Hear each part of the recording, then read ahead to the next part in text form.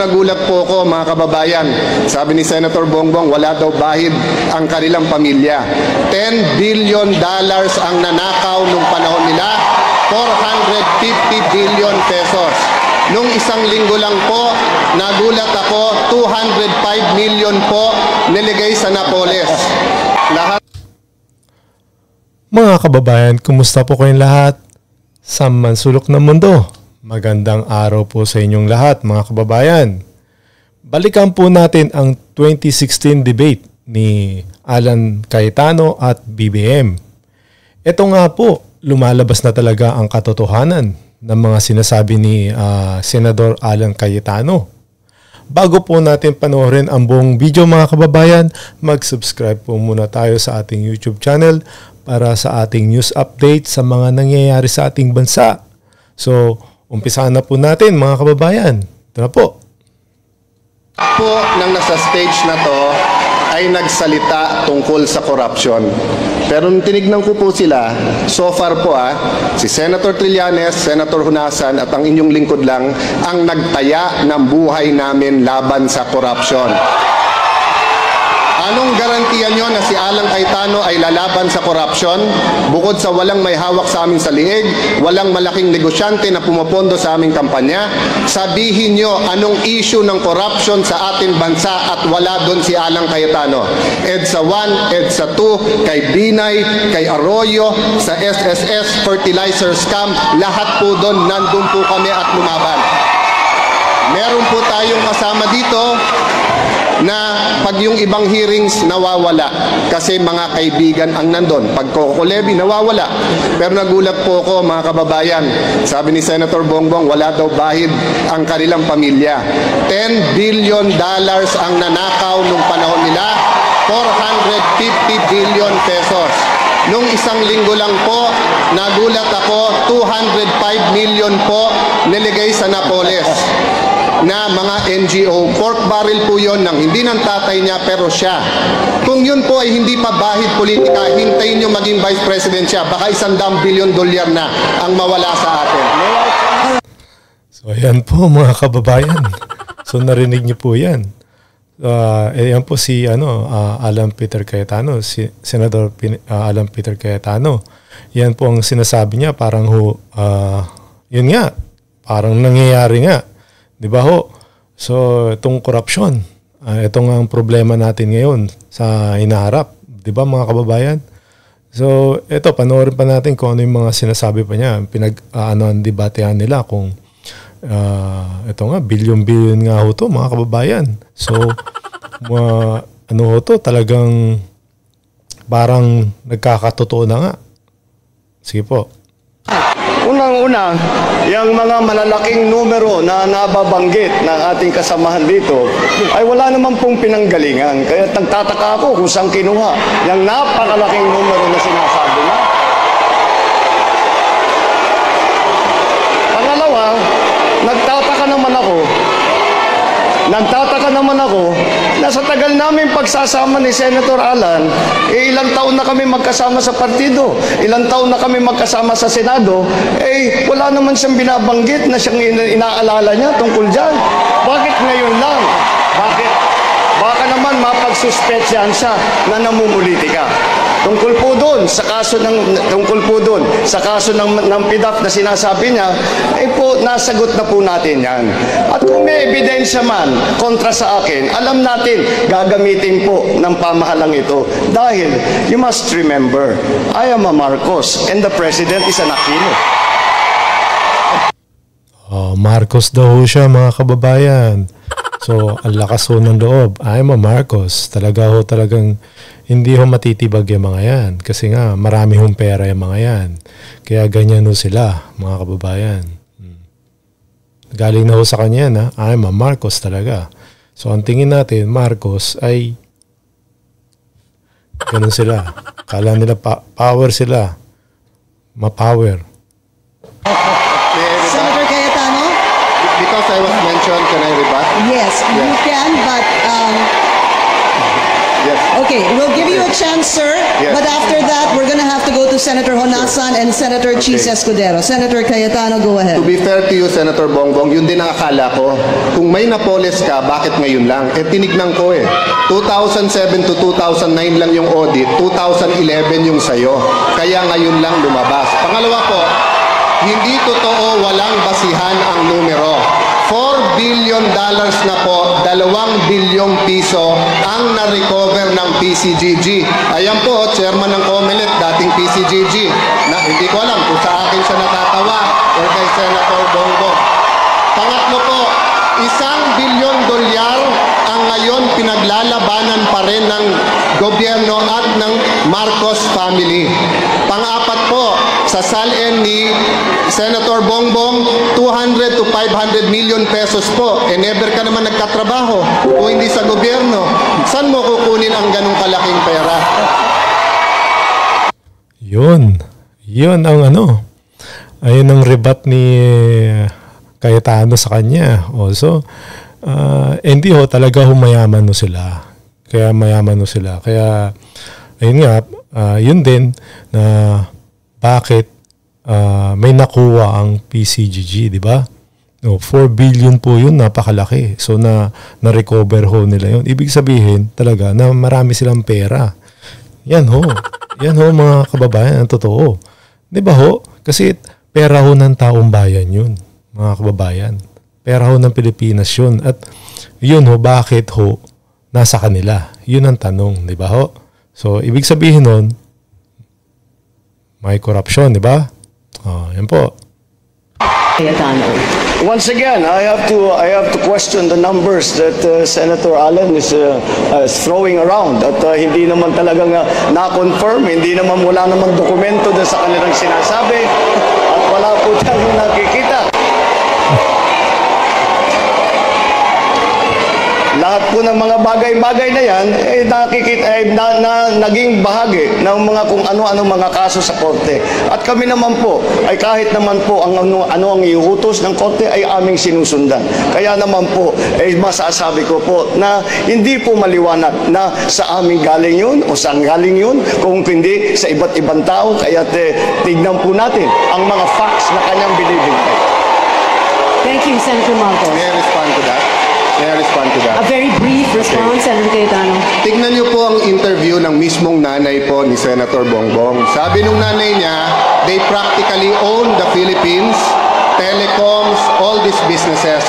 It's all on the record. I-google nyo, yung may telepono po ngayon, i-google nyo yung recovered ng PCGG. But ibahin natin usapan, sabihin nyo ng hindi totoo for the sake of this debate, kahit totoo. Anong hearing sa corruption nakita nyo nag-appear ang isang Bongbong Marcos? Kahit anong issue sa corruption, wala siya doon. Kami daw namumulitika kasi nilalabanan namin ang corrupt. Madali po mga kababayan, madaling magsabi kami anti-corrupt. Pero yung itaya mo buhay mo, itaya mo karir mo, awayin mo. Si Enrile nakaaway nila pero ngayon siya ini-endorse. Kaya hindi inimbestigahan ng mga negosyo ni Enrile dun sa Cagayan. Yun po ang klase ng paglaban nila sa corruption. Salita lang, walang gawa. Ayan po mga kababayan. So parang yun nga pati nanay niya, si Imelda Marcos, ay sinasabi na, eto nga, they own the Philippines. Diba So, marami talaga silang pera, mga kababayan. At patuloy nila ginagawa ito. Yan ang dami talaga. So, lahat talaga uubusin nila yan.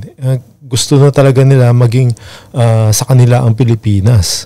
So may mga pagkakataon po, yung mga sinasabi ni Pangulong Duterte na ito nga, martial law, pwede mangyari, mga kababayan. Di ba So naniniwala ba kayo dito kay Senator Alan Peter Cayetano sa mga nangyayari sa ngayon? Di ba Sige, patuloy natin. Pati nga pala si Enrile. Di ba Dati nilang kaaway, ngayon, kakampi na nila. Di ba? Tapos may mga, syempre, nabigyan na yan. May mga negosyo na yan si Enrile. Yun makikita nyo naman mga connection dahil ang pera ho talaga, nabibili talaga yan. Nabibili lahat. May kapangyarihan ho talaga yan pag marami kang pera. Marami ho nagagawa ng maraming pera. Pero, sa bandang huli ho, ano yan? Hihilahin ho natin yan. May mangyayari masama sa kanila. Di ho magtatagumpay yung mga yan. May ano rin ho sila, may hangganan ho sila. Ganun ho. So, sa mga gumagawa ho nito, alam nyo na ho kung anong may kapalit ho to, mga kababayan. Hindi ho habang buhay na ganun kayo. Yun po. It's not the actual penalty, but the certainty na mahuhuli ka.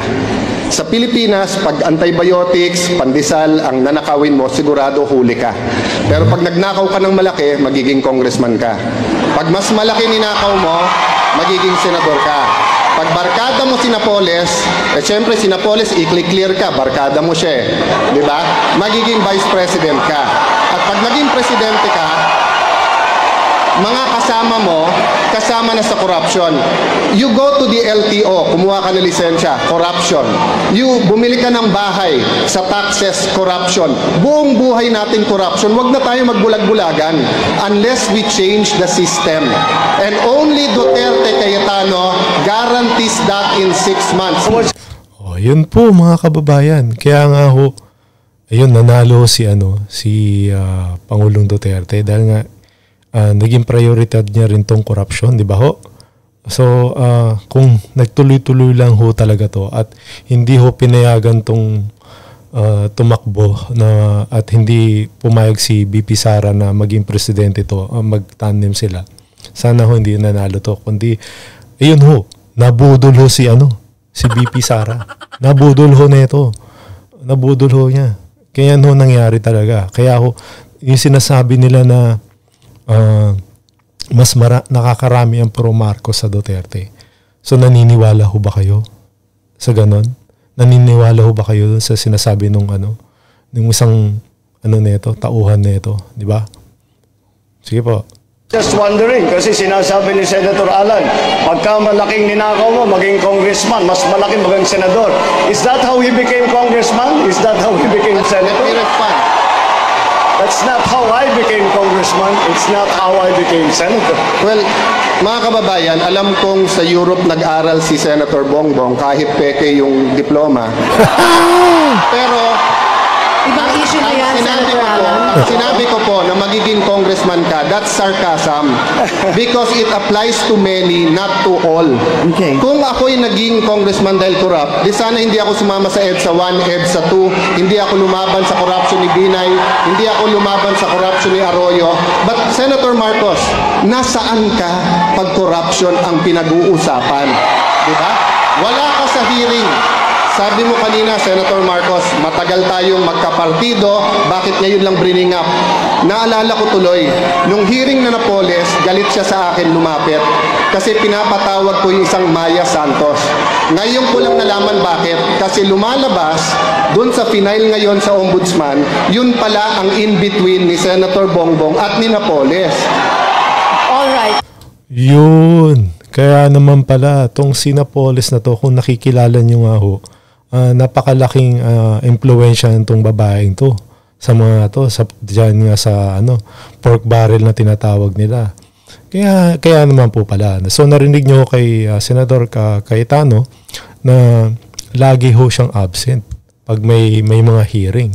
So ayun mo talagang hindi ho siya na against sa mga corruption. So okay lang sa kanya, di ba? Dahil nga kung talagang seryoso siya na pigilan tong corruption sa bansa natin, dapat hindi ho nang nangyayari sa ngayon. Kasi dahil nangyayari, dahil siya rin ho mismo sa sarili niya na hindi niya magawa. At ewan natin kung talagang nagpapabaya siya o seryoso siya. Pero hindi ho nagpaparami ho sila talaga ng pera. Yun po. Sige po, tuloy po natin. This will be the last word on corruption. Senator Marcos, a final statement from you, and then we need to move on. Maybe let's repeat that question because that was a question before the break, Senator Marcos. Bakit daw hindi kayo nagpapakita tuwing hearing sa corruption, sir? Dahil maliwanag na maliwanag sa akin na ang kanilang ginagawa ay hindi anti-corruption, hindi pamumulitika. Hindi po ako sasama sa ganyang klase. Hindi ako sasama sa ganyang klaseng pamumulitika na itinataya at ginagamit ang dapat na pantulong sa ating mga kababayan, ang pamumulitika, ang kunwari ay anti-corruption, yun lamang ay itinataas lang ang sariling bangko. So hindi totoo yung Parang yung sinasabi ho niya, parang may mali ho eh. Parang siya nasa yung sinasabi niya, parang yung sa sarili niya, di ba? Yung pamumulitika. So ano bang ginagawa niya do sa sa mga niya dati kay BP Sara Duterte, di ba? So, yun, gusto niya na pabagsakin ang mga Duterte. Ayun ang niya, ayun ang nila. Hindi lang ho talaga direkto, pero ayun na ho yung ginagawa niya sa mga Duterte sa ngayon. Di ba ho? Ito yung mga sinasabi ho, taliwas ho sa mga sinasabi niya. Hindi ewan ko kung sino na ho maniniwala sa kanya. Kayo na ho bahala. Kaya hindi siya sumama, pamumulitika lang. So hindi totoo yung sa Binay, kaya hindi siya sumama. Or gusto mo kasi sanang maging Vice President ni Binay, kaya ka hindi sumama sa hearing laban kay Binay. Senator Cayetano, sandali lang po. Okay. Pwede ko pang Hindi. May I remind my good party mates that Hold on, Senator Trillanes. hindi sa dahil gusto ko sumama maging Vice President. Kinumbidahan po ako ng ating Vice President na maging running mate niya at hindi ako sumama. Okay. Paano yan ang magiging dahilan? Alright. Sorry, Senator Cayetano. After the hearing, lumabaho na yung Binay. Hindi lumabango pa si Binay. Nabubuhol na si Senator Alan sa sarili niya mga salita. Senator Marcos, nabango pa siya noon Senator nung gusto mo Cayetano, sumama. sandali lang po. Dapat Please. tiyakin mo muna sa ulo Hindi, mo. tiyak na tiyak ako. Tiyak ko yung ninakaw ng Marcos sa Pilipinas. At talaga hong mainit na talaga to, yung debate na to. Yan ho pinag-uusapan, corruption. So, nakikita nyo naman ho, ngayon dito sa bansa natin, kung ano na nangyayari, diba ho? So, laganap na ho.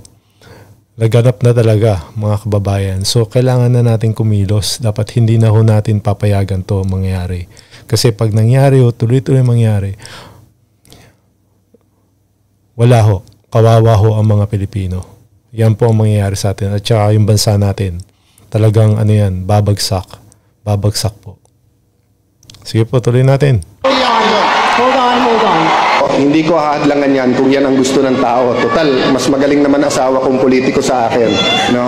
Pero yung sinabi po ni Senator Marcos na kalimutan pangalan namin, kalimutan history, eto po tanong ko, hindi isipin nyo lang po, no? Whether you're for or against Wala him. po akong Isipin nyo lang sinasabing po to. kalimutan ng history. Isipin nyo po to. Huwag naman, huwag ka naman Can I have 10 nag-invento. more seconds Wait, because Senator I Cayetano, did Senator interrupt. Marcos. Oras Sinabi ko ko, naman wag to. yung Hindi yung martial law na may walang rules. May Hold rules on. po dito eh. Hold on. Can we please request the candidates to Yeah. speak one at a time? So Ma'am, thank you, Senator Marcos. it's the time. Senator Can I have my 1 Yes. minute? O pati yun, nanakawin mo pa rin.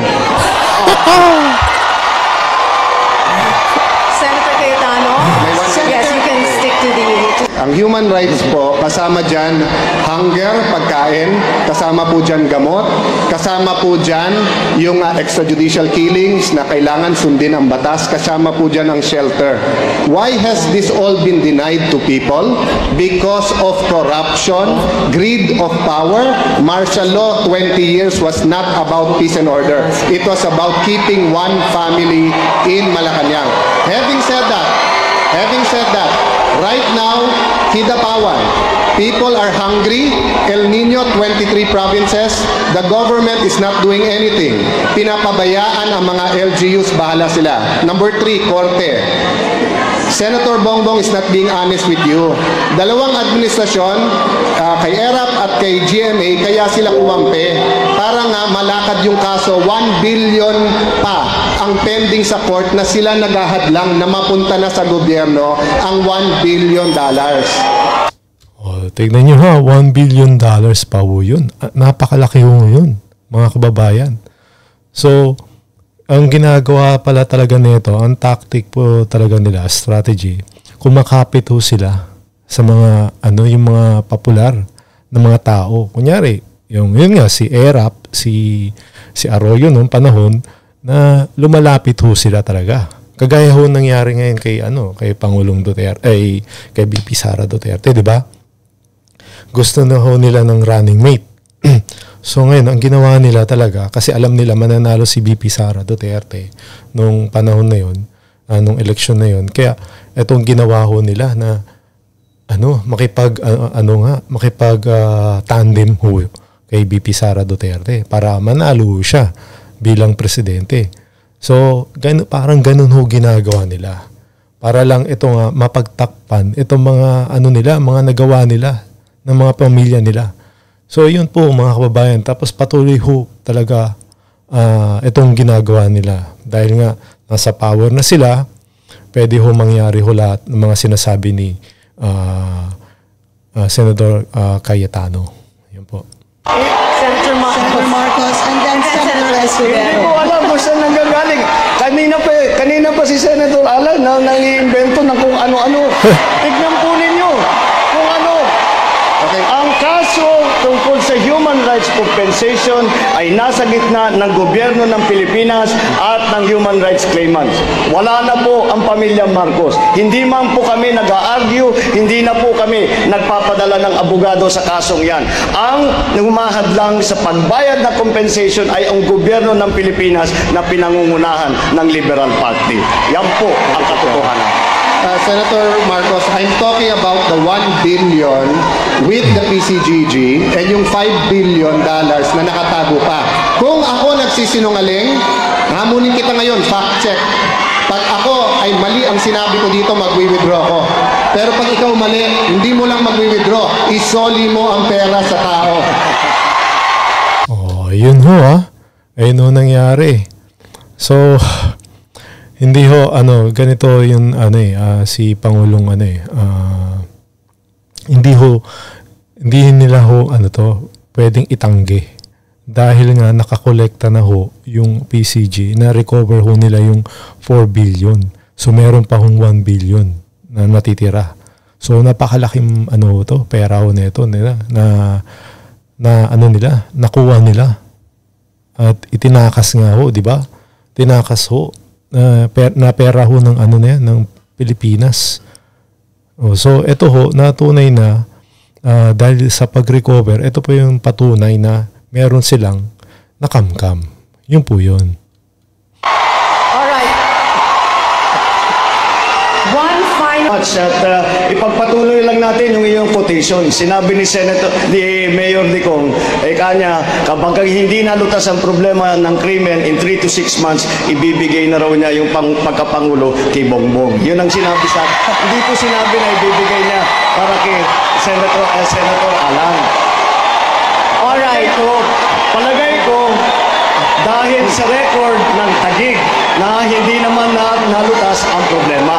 Ngunit, palagay ko, nakita niya ang aking kakayahan dahil sa problema ng peace and order, ng problema ng kapayapaan sa Mindanao ay meron po tayong ibinibigay na substitute bill na magdadala ng kapayapaan sa Muslim Mindanao. Alright, you have a very brief Nung sinabi ni Mayor Digong yon, kaharap ang mga Ilocano mayors, he was being playful. Pero ang sinabi po niya all over the country, pag hindi mo iboboto si Alan, wag mo ako iboto. Pero, hindi ko po tinatanggap yan kasi siya kailangan natin. Ako po, kahit hindi niyo ako iboto, 100% Duterte. Si Bongbong po, pag nasa Cavite, Bongbong Binay. Kapag nasa Ilocos, Binay o kaya po Marcos. Kapag nasa Mindanao, Duterte, Bongbong. Yan po ang klase ng pamumulitika niya. Yan po yung sinasabi ko sa inyo mga kababayan. Di ba ho? Kaya ho sila. Dumidikit ho sila para ho yung mga against ho sa kanila na itong mga binabato sa kanila about Marcos ay hindi mo mapag-usapan. Yan ang ginagawa nila. So kagaya yan, si Enrile nga, di ba? Dati ho nilang kalaban, nag-ano sa kanila. Ngayon, kakampi na ho nila dahil nga alam nyo na, pagdating ho sa pera, kayang-kaya ho nilang bilhin yan. Yan ho, dahil napaka-power ho nila dahil marami ho silang pera. Yan ang katotohanan mga kababayan. Isasaksakin ang presidente para siya maging presidente. Ako, wag niyo na ako gawing presidente. Alalay na lang ako ni Mayor Duterte. Kasalanan ko po ba kung yung mga kaalyado nila Alright. ay may mas gusto sa akin? Ikaw yon, hindi yung aliado natin. All right, candidates and audience, please. So yan mga kababayan, napakaganda ho itong balikan natin, itong mga debate na to dahil nga itong usapan na to about corruption. So sa tingin niyo ho ba mga kababayan, itong sinasabi ni Senador Alan Cayetano na nangyayari na ba talaga ngayon ay doon sa mga mga sinasabi niya patungkol dito nga kay BBM. So ayan po mga kababayan, ano po masasabi nyo? Mag-comment lang ho kayo, mag-like and share at syempre po mag-subscribe sa ating YouTube channel. Maraming salamat po. Ingat po kayo.